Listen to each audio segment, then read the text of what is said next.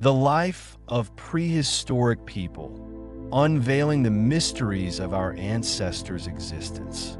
The narrative of humanity stretches back into the deep, unfathomable reaches of time, long before the advent of recorded history. How is it possible for us in the modern era to piece together the lives of those who walked the earth millennia ago, while our immediate forebears, our fathers and grandfathers, can share vivid, personal accounts of the events they witnessed in their youth? The secrets of deep antiquity require a far more meticulous and scientific approach to uncover. The key to this ancient puzzle lies in a multifaceted investigation that relies on a diverse array of sources and rigorous analytical methods.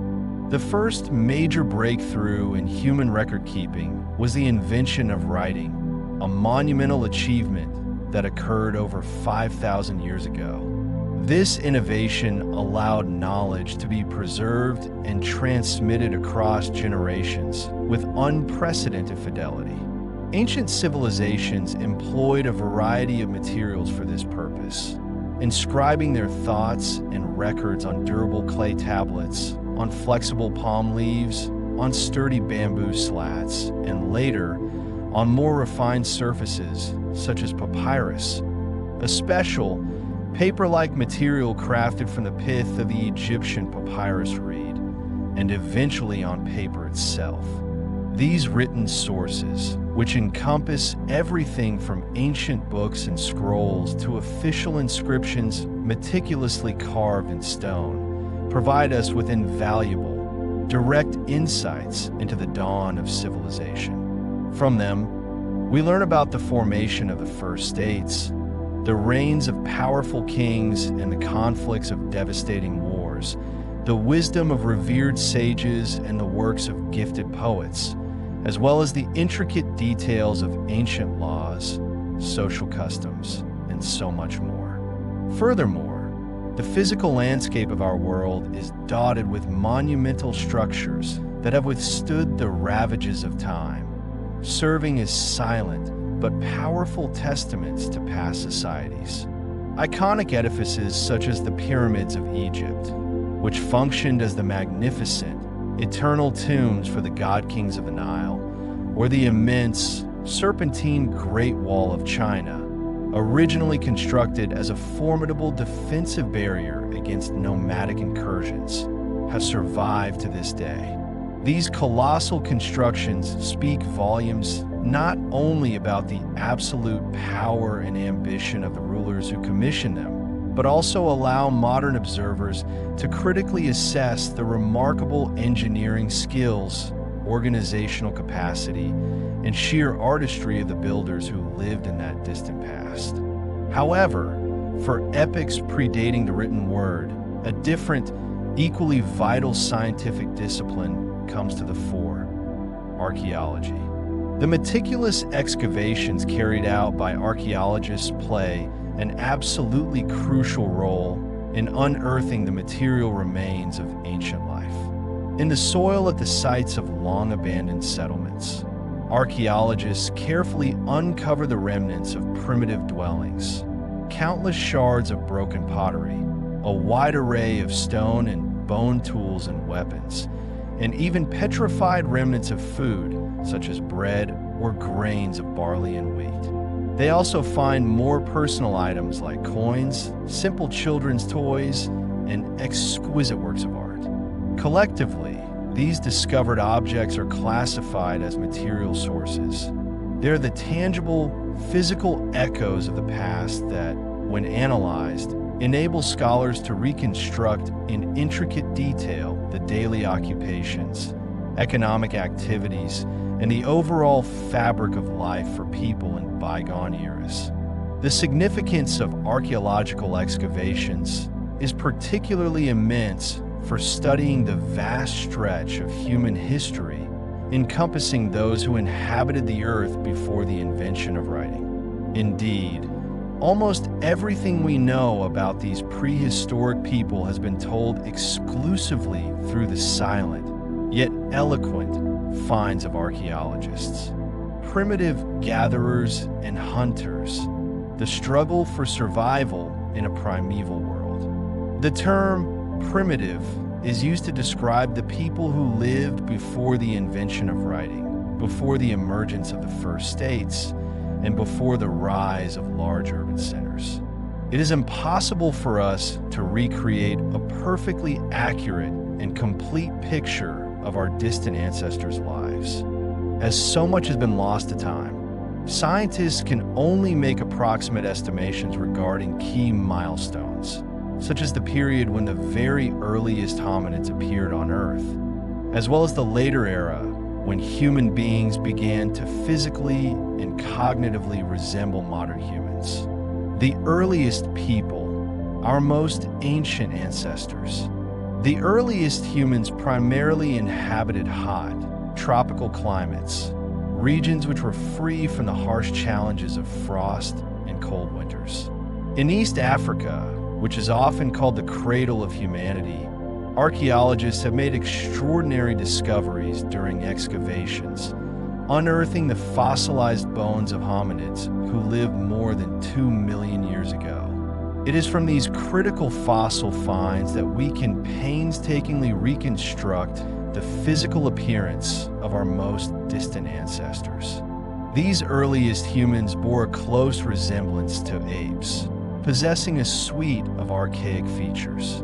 Their faces were coarse and projecting, with wide, flattened noses and heavy, robust lower jaws that lacked a defined chin. Their foreheads were low and sloped backward, and a prominent, bony brow ridge arched over their eyes, hiding them as if under a protective canopy. Their posture and gait were not yet fully upright. They likely moved with a shuffling, bent-kneed walk, and their arms were notably long, often hanging down below their knees. Critically, these early people had not yet developed the capacity for a complex spoken language. Much like other animals, they communicated through a system of grunts and cries to frighten off predators, to call for assistance, or to warn their kin of impending danger. Socially, they lived not in isolation, but in small, cooperative groups, which were essential for survival. The dawn of technology, the invention of tools.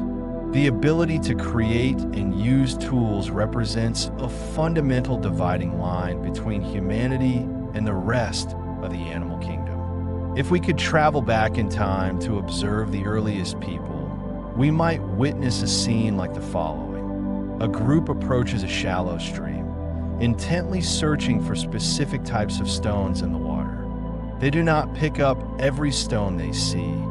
They might discard one as unsuitable, but then pick up another, a smooth, rounded pebble, deeming it perfect. An individual would then take this pebble and, using another stone as a hammer, strike it with precision to fracture it, creating sharp, cutting edges as effective as a knife. This was the creation of a crude, yet revolutionary, stone tool. Even the most intelligent of animals are fundamentally incapable of conceiving of or inventing such a process. Only humans possess the cognitive ability to modify natural objects to create tools, which they would then use for a variety of purposes, such as carving wooden clubs, sharpening digging sticks, or performing other essential tasks.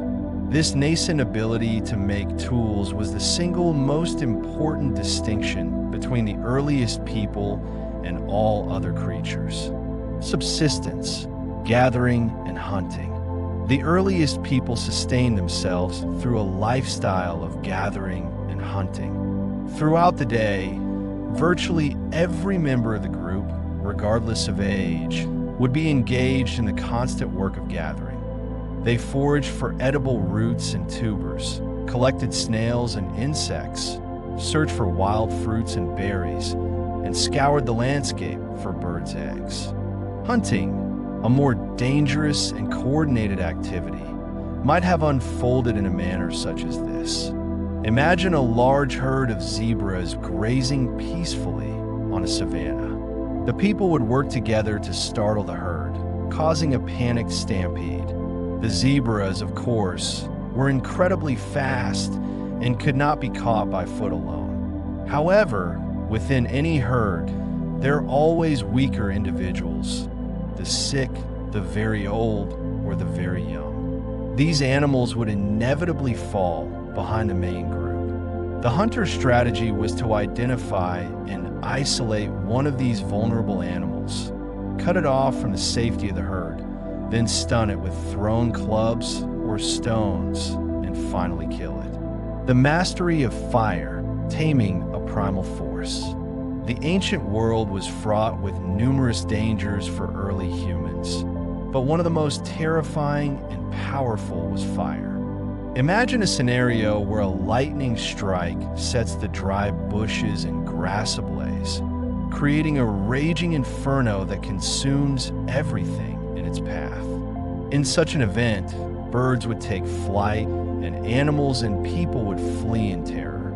The pivotal question is, how did humans first learn to control and use this fearsome element? The exact moment is lost to history, but we can speculate that at some point, a few brave individuals, overcoming their innate fear, cautiously approached a natural fire, perhaps from a tree ignited by a thunderstorm or from burning lava flowing from a volcano. It was then that a monumental discovery was made. If you hold a branch within the flames, it too catches fire, allowing you to carry this energy away.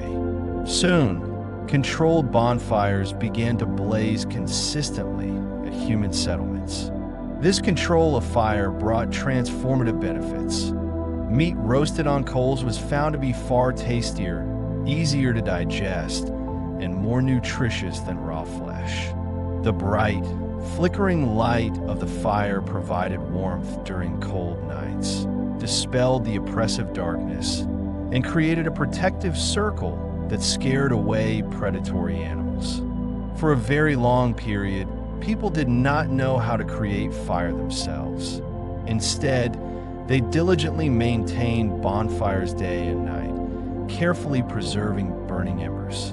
Our distant ancestors still had an immensely long and difficult path of development ahead of them before they would evolve into the modern humans of today. Tribal communities of hunters and gatherers, the foundations of society. Over the course of hundreds of thousands of years, humanity underwent significant evolutionary changes. Their physical appearance gradually became more modern. Their brain capacity increased dramatically, and they developed the capacity for complex syntactical speech. These advancements allowed primitive people to gradually migrate and settle in the colder, more challenging climates of Europe and Asia.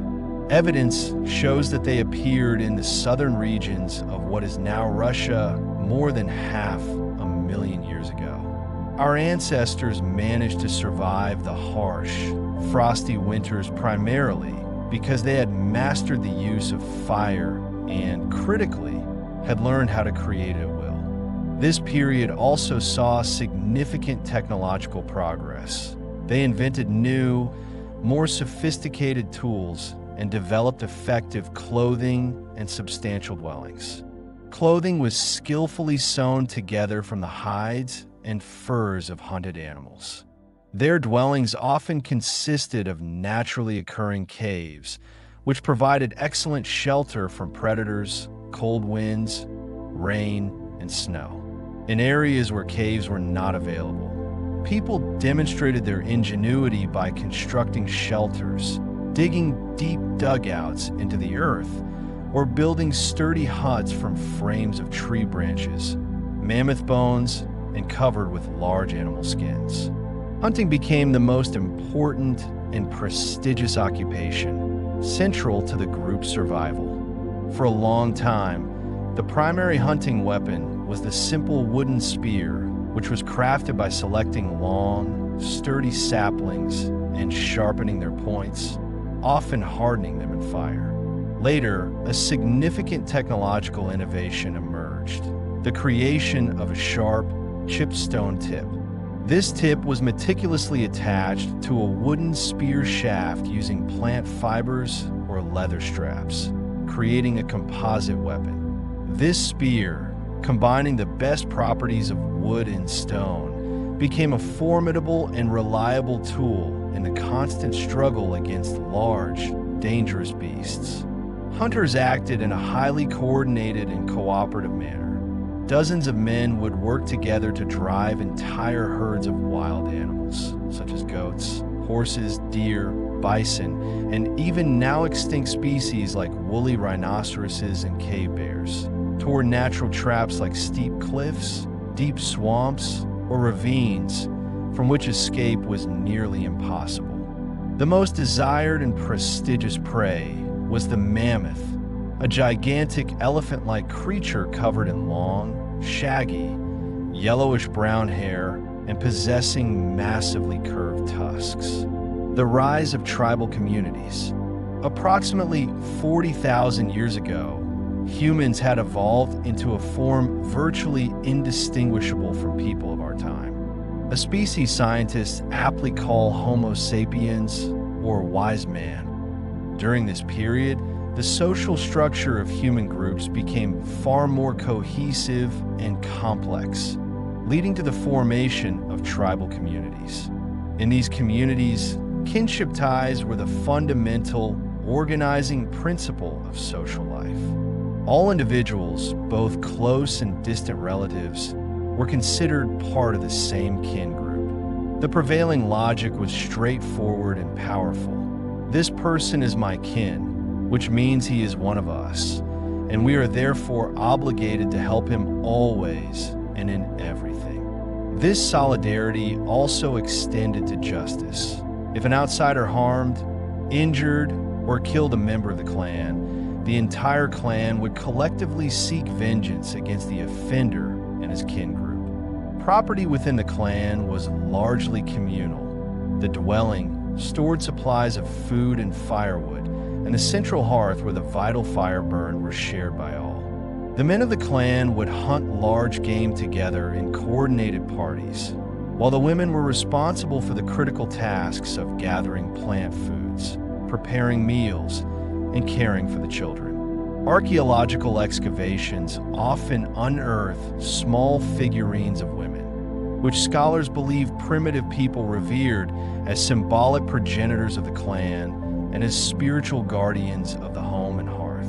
It is a profound fact that the ancestors of every people now inhabiting the earth once lived and thrived within such tribal communities. A revolutionary weapon, the bow and arrows. While hunting large animals provided substantial rewards in meat, hides, and bones, the hunt for smaller, faster, and more agile game required a new kind of weapon, one that could strike a target from a safe and considerable distance. Through acute observation of their environment, people noticed the inherent spring-like force of a bent tree branch as it snaps back to its straight position. This fundamental property of wood inspired one of the greatest inventions in human history, the hunting bow and arrows. This new technology revolutionized hunting. A single, skilled hunter could now, from a distance of hundreds of steps, accurately hit a small animal with a flint-tipped arrow. Hunting for birds became significantly more successful and rewarding. Furthermore, for hunting large fish in rivers and lakes, people invented the barb harpoon, typically crafted from bone. Mammoths, giants of the Ice Age on the Russian plain and Siberia. Tens of thousands of years ago, the vast, cold expanses of what is now Russia and Siberia were not empty, but were instead roamed by countless herds of majestic mammoths. To this day, the perpetually frozen ground or permafrost of Siberia yields spectacularly well-preserved finds, including their massive bones, enormous curved tusks, and on rare occasions, even entire frozen carcasses with skin and hair intact. As recently as 200 years ago, local folklore among some Siberian inhabitants held bizarre beliefs, such as the idea that mammoths spent their entire lives mysteriously living underground and died only when they accidentally swallowed air, which was supposedly fatal to them. Modern science has since debunked these myths. We now understand that mammoths most commonly perished in natural accidents, such as falling through the thin ice of lakes and rivers while crossing, or during sudden spring floods where they became trapped on isolated islands. Archaeologists have extensively studied the sites of primitive hunters on the Russian plain and in Siberia, and in these locations, they have discovered a wealth of artifacts meticulously crafted from mammoth tusks. These items include practical tools like needles and awls, decorative personal ornaments such as bracelets, intricate figurines of animals and people, lethal spear tips, and even entire spears crafted from a single tusk, measuring an impressive 2 meters in length. The emergence of art and religious beliefs, the birth of the human spirit, the discovery of cave art. For a very long time, scholars had no inkling that primitive people possessed sophisticated artistic abilities. This perception changed dramatically over 130 years ago with a landmark discovery by a Spanish archaeologist. While he was excavating in the Altamira cave in northern Spain, he brought his young daughter along one day. As the father worked, the girl ventured deep into the low, cavernous passages. Suddenly, she shouted out in excitement, "Daddy, look, painted bulls!" And there, on the ceiling of the cave, stretching for over 40 meters, was a breathtaking gallery of lifelike bison, depicted as if frozen in mid-run in dynamic and somewhat bizarre poses. An unknown, ancient artist, using a palette of red, black, and brown paints derived from natural minerals, had managed to achieve an astonishing sense of liveliness and three-dimensionality in the figures. The discovery at Altamira sparked a new field of research, leading to the exploration of caves across Europe, where many more magnificent works of primitive art were subsequently found.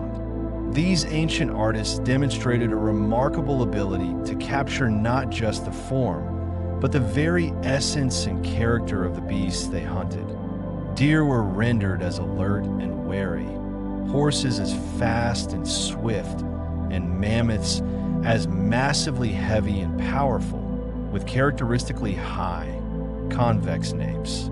Interpreting the ancient drawings, many of these ancient artworks present profound riddles to modern observers. On the wall of one cave, a complex scene depicts a hunter with a bird-like head falling backward, while a bison, mortally wounded by a spear, lowers its horns in a final charge, and a mighty rhinoceros indifferently walks away. What is the meaning of this enigmatic tableau? We may never know the full answer. There are other persistent mysteries. Scholars have long pondered why these artists place their magnificent works in the deep, pitch-dark recesses of caves where sunlight never penetrates, and why they so frequently depicted animals that were wounded, bleeding, or pierced with spears. Through careful study and comparison with modern hunter-gatherer societies, scientists have developed a compelling theory: the practice of sympathetic magic. Primitive hunters lived in a constant state of anxiety, fearing that the animal populations they depended on for food would diminish or vanish entirely from the forests and rivers. They wrestled with a fundamental question: could they somehow influence the abundance and behavior of these animals? This line of thinking led to the development of a belief in a supernatural, sympathetic connection between a living animal and its artistic image. The reasoning was that if herds of bison, deer, and horses were depicted deep within the sacred, womb-like earth of a cave, the living counterparts would be magically enchanted and drawn to the area, ensuring they would not leave these hunting grounds. Similarly, painting an image of a wounded bear or rhinoceros was believed to exert a magical influence over the upcoming hunt, helping to ensure its success. Observations of contemporary tribes, whose way of life until recently mirrored that of prehistoric hunter-gatherers, provide strong support for this interpretation. For instance, one tribe in Australia was documented performing a specific magical ritual before a hunt, in which they would ceremonially spear an image of their prey drawn in the sand. The birth of the belief in the soul. Primitive people were also deeply curious about the mysteries of life, death, and consciousness, particularly the puzzling phenomenon of dreams. They sought to understand what happened when a person slept and experienced vivid visions of people, places, and events. From these reflections emerged one of humanity's earliest spiritual concepts, the belief in a soul that inhabited every person. They reasoned that when a person is asleep and unaware of their surroundings, their soul must have temporarily left the body. In this disembodied state, the soul could meet and interact with the souls of other people or even of animals, feasting and traveling, and these experiences would be perceived by the sleeper as dreams. This belief gave rise to practical taboos. For example, one must not wake a person abruptly, lest the soul be startled and not have time to return to the body, which would result in the person's death. This belief in a soul naturally extended to ideas about an afterlife. People came to believe that the souls of their deceased ancestors moved to a distant, shadowy land of the dead. There, it was thought, they continued their existence much as they had in life, living in tribal communities, hunting, fishing, and gathering fruits. This belief is vividly illustrated in burial practices, where people would place in the grave all the items the deceased would need for the long journey to this other world and for their life within it. Provisions of food and sturdy footwear, warm clothing, hunting spears, and decorative items like necklaces made from shells, or, for example, the fangs of a bear. These complex beliefs that emerged among primitive people in magical witchcraft, in an immortal soul, and in life after death are collectively known as religious beliefs, representing the first steps of humanity in its quest to understand the universe and its place within it. Thank you for joining me on this captivating journey into the world of history. If you enjoyed it, please be sure to like the video, write comments, and subscribe to the channel so you don't miss new stories that bring antiquity to life and make it feel closer. Until next time.